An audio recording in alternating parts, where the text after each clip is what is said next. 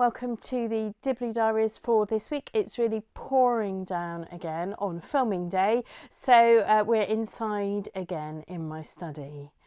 This week we're going to be looking in Thought for the Day about the reading from Mathew, about the wheat and the weeds, and whose job it is to sort the wheat from the weeds. And I've been thinking about the challenges that come with this. I know we talked last week a little bit about things growing and how you grow bigger things, but as I've been thinking about the topic this week, I've really been thinking about churchyards and the controversies about mowing or not mowing rural churchyards. So there are big issues about this, which if you are part of an urban church where your churchyard might have been closed for a long time, or you might never have had your own churchyard for burials, then that might be something which isn't such an issue for you.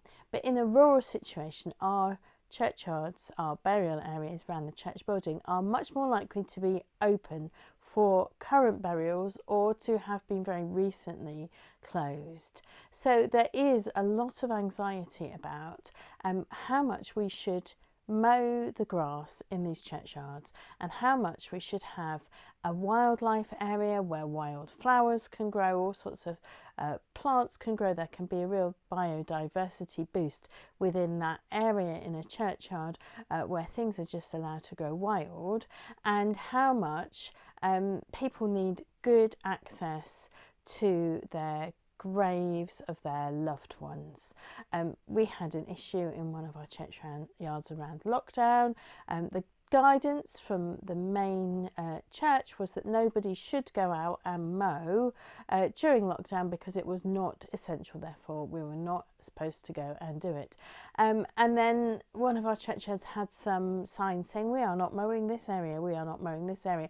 But of course during lockdown everything got so overgrown that it wasn't obvious that we didn't mean to, that we weren't going to mow just those bits, but we were maybe not going to mow everything.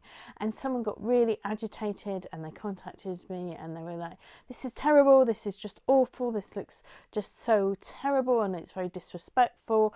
And I had to sort of say, well, actually these were the guidelines and it's only 2 days after the end of lockdown and we've got a lot of trimming to do and a lot of tidying up to do in the areas that we will be tidying up and making the access to the graves of those who've recently departed really easy again.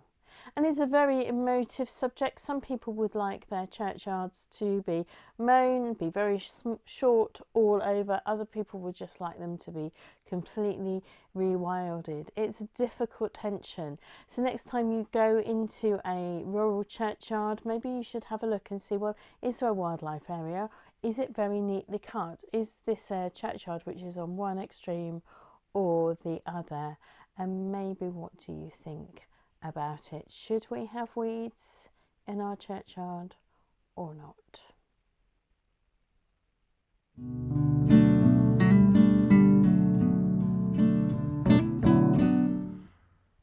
This week's thought for the week is about the wheat and the weeds parable in Matthew 13. We continue on 24 to 43. Now, I may perhaps have said last week that the parable of the sower is the only parable that Jesus explains. Well, at risk of turning into a Monty Python sketch, there is the parable of the sower explanation and also the parable of the weeds explanation. So Jesus does explain the parable.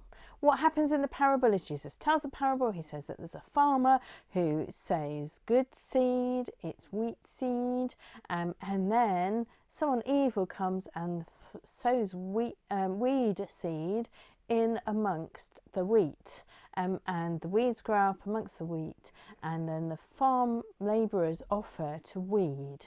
They offer to get rid of the weeds before harvest, and the farmer says, no, don't do that because you will damage the wheat.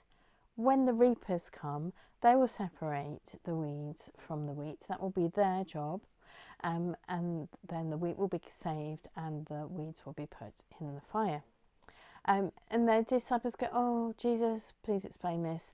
And Jesus says, well, The good things that the Son of Man sows, that's him, sows, that's like the wheat that grows up, and the weeds are sown by the evil one.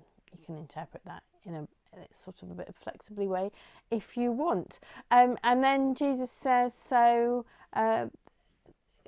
we're not to dig up the weeds until the end, and at the end the reapers will be angels. The reapers will be angels. And I think that just applies so much to our church community today. We are known in the church community for trying to exclude people, for saying that people maybe aren't good enough to come to church, which is entirely wrong, because that's why we all come to church. Churchgoers understand that they aren't perfect, and that's a tenet of Christianity. But there is this temptation to try and purify church communities. We can think back to the novel all those years ago, The Scarlet Letter. That talks about how people trying to purify a community, and you can see that happens through church communities through the ages. Now, arguably, there maybe has not been enough weeding on a safeguarding basis over the past decades. But safeguarding and legal matters aside, it is not our job to weed. Not our job to weed. Angels' job to weed at the judgment, at the end times. The angels will weed, not us. We are not supposed to be doing that judgment between what is a weed and what is wheat. I mean, we might think we can see the difference, but then the thing I've been thinking about a lot this week is about Judas. And I find Judas puzzling. He's a puzzle for me. So he was one of Jesus's friends. And did Jesus know that he was a wheat or a weed? And at what point maybe did Judas become a weed and not wheat? And how did that work? Because Jesus had him. He was one of the 12 of his best friends. He was there with him. He loved him very much.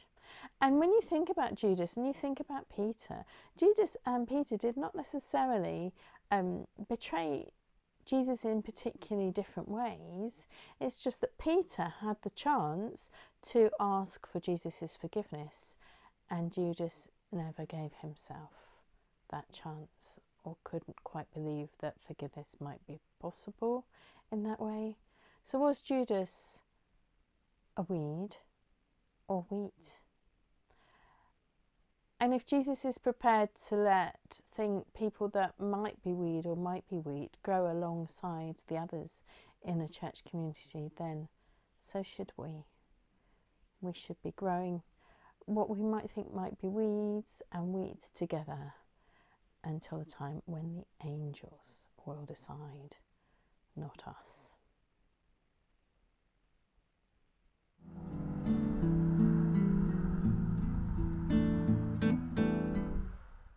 The Dibley moment for this week is something that happened to an old lady friend of mine who I knew and I loved very much, very dear to my heart. Anyway, I went to visit her one day and she said, I've had this weed growing in my garden and I've been really worried about it. I'm like, oh, okay. Why so worried? Well, when I look at it, it looks like, one of those hemp plants that I shouldn't be growing in my garden. So I've cut it down, and I didn't think I could burn it because then I thought someone might smell it. So I've cut it really, really small and I've hidden it in my green waste bin, and then nobody will know that it came from my garden. I never saw the plant, not that I would particularly know, but this person was very anxious that they've been growing the wrong sort of hemp in their garden, perhaps even the wrong sort of weed. And so they chopped it up really small and got rid of it. And I just smiled wryly to myself at the thought of a bonfire of it, which this old lady had very wisely not had in her garden. Well, that's it for the Diabley Diaries this week. I pray that you and your village, however large or small, have a really blessed week and lots of really good things grow for you.